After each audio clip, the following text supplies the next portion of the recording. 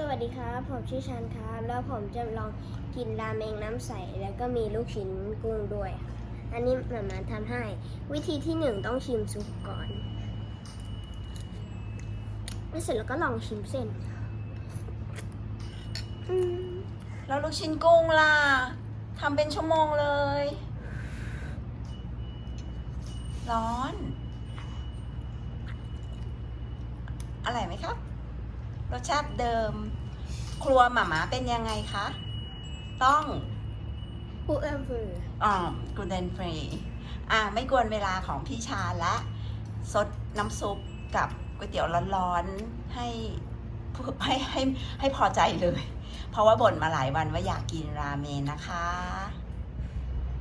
สวัสดีค่ะวันนี้กลับมาแล้วนะคะ วันนี้ชัญญาจะกินเส้นหมี่ลูกชิ้นกุ้งของมาม่าและมันต้องเป็นกลูเตนฟรีชิมแล้วจะชิมอะไรก่อนคะ เส้นโอ้ยร้อน ค่อยๆค่ะ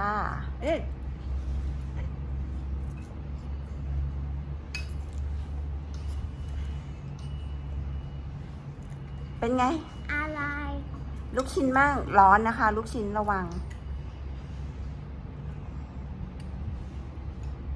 จิ้มเลย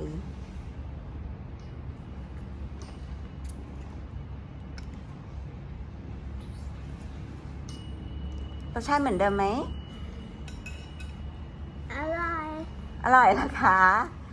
ขอบคุณมากนะคะมาไม่กวนเวลาละทานก๋วยเตี๋ยวกันให้อร่อยนะคะ บ๊ายบาย